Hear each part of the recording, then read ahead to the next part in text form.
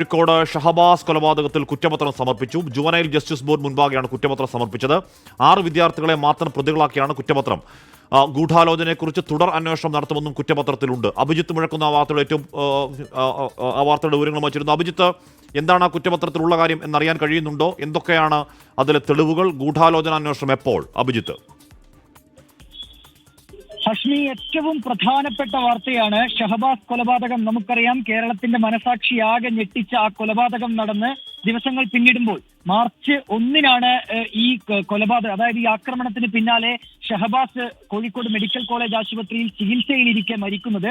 6 പേരാണ് ഈ കൊലപാതകത്തിൽ കുറ്റാരോപിതരായിട്ടുള്ളത്. ഈ 6 പേരും 10ാം ക്ലാസ് വിദ്യാർത്ഥികളാണ്, അതായത് പ്രായപൂർത്തിയാകാത്തവരാണ്.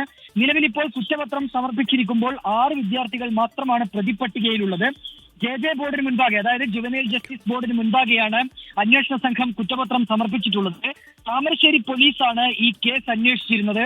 നിലവിലിപ്പോൾ 1800 പേജുള്ള കുറ്റപത്രമാണ് പോലീസ് സമർപ്പിച്ചിട്ടുള്ളത്. നമുക്കറിയാം, 90 ദിവസത്തിനുള്ളിൽ കുറ്റപത്രം സമർപ്പിച്ചിട്ടില്ലെങ്കിൽ സ്വാഭാവികമായി ഈ കുറ്റാരോപിതർക്ക് ജാമ്യം ലഭിക്കുന്ന ഒരു സ്ഥിതിവിശേഷം ഉണ്ടാകും.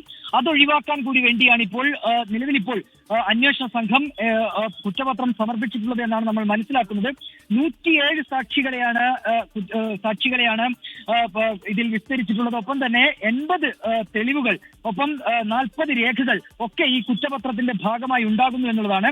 ഇതിൽ എടുത്തു പറയേണ്ട ഒരു കാര്യം ഹാഷ്മി, കൂടുതൽ പ്രതികളില്ല എന്നുള്ളത് തന്നെയാണ്. കാരണം നേരത്തെ തന്നെ ഇതുമായി ബന്ധപ്പെട്ട് കൂടുതൽ പേരെ പ്രതി ചേർക്കണം എന്നുള്ള ഒരു ആവശ്യം ഷഹബാസിന്റെ പിതാവിന്റെ ഭാഗത്തുണ്ടായിരുന്നു. കാരണം ഈ 6 പേർ മാത്രമല്ല പ്രതിപട്ടികയിൽ ഉണ്ടാവേണ്ടത്, മുതിർന്നവരുടെ ഉൾപ്പെടെ പിന്തുണ ഈ കൊലപാതകത്തിൽ ഈ കുറ്റാരോപിതർക്ക് ലഭിച്ചിട്ടുണ്ട് എന്നുള്ളതായിരുന്നു പിതാവിന്റെ ആരോപണം.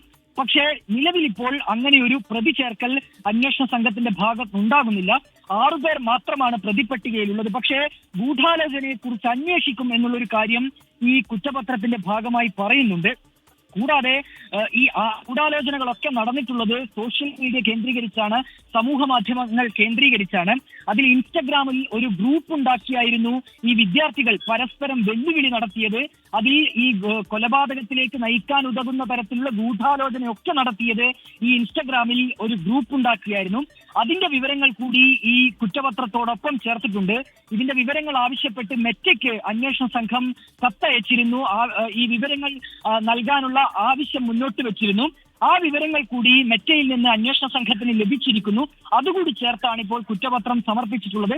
ഏതായാലും നിർണായകമായ ഒരു നീക്കം ഈ കേസുമായി ബന്ധപ്പെട്ട് പോലീസിന്റെ ഭാഗത്ത് ഉണ്ടായിരിക്കുന്നു. നമുക്കറിയാം, ഈ ഒരു കൊലപാതകം ട്യൂഷൻ സെന്ററിൽ നടന്ന നിസാര തർക്കത്തിന്റെ പേരിലാണ് ഇങ്ങനെ ഒരു സംഘം വിദ്യാർത്ഥികൾ കൂടിച്ചേർന്ന് ഈ ട്യൂഷൻ സെന്ററിന് സമീപത്ത് വെച്ച്, അതായത് താമരശ്ശേരി ടൗണിൽ വെച്ച് ഷഹബാസിനെ ആക്രമിച്ച് കൊലപ്പെടുത്തുന്നത്.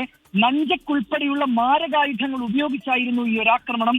തലയ്ക്ക് പിന്നിൽ മാരകമായി പരിക്കേറ്റതിനെ തുടർന്നാണ് 3 ദിവസം കോഴിക്കോട് മെഡിക്കൽ കോളേജ് ആശുപത്രിയിൽ കിടന്നതിന് ശേഷം ഷഹബാസ് എന്ന 10ാം ക്ലാസ്സുകാരൻ മരണത്തിന് കീഴടങ്ങുന്നത്. അതിനു പിന്നാലെ വലിയ അന്വേഷണം പോലീസിന്റെ ഭാഗത്തുണ്ടായി. ആദ്യ ദിവസം തന്നെ അതൊക്കെ ഉണ്ടെന്ന് പറയുമ്പോൾ ഇൻസ്റ്റാഗ്രാം മെറ്റാ വിവരങ്ങൾ ആ കുറ്റപത്രത്തിലുണ്ട്. 1800 പേജുള്ള വലിയ കുറ്റപത്രമാണ്. പക്ഷേ പ്രതികൾ 6 വിദ്യാർത്ഥികൾ മാത്രമാണ്. നെഞ്ചക്ക് ഈ പറയുന്ന കുട്ടികളുടെ കയ്യിൽ നെഞ്ചക്കുണ്ടായത് എങ്ങനെയാണ്? നെഞ്ചക്ക് അത് ആരുടെ നെഞ്ചക്കാണ്? നെഞ്ചക്ക് എങ്ങനെ കുട്ടികളുടെ പഠിക്കാൻ പോകുന്ന കുട്ടികളാണല്ലോ, നെഞ്ചക്ക് പോലെയുള്ള മാരകായുധങ്ങൾ എന്തിനു കൊണ്ടു നടക്കുന്നു?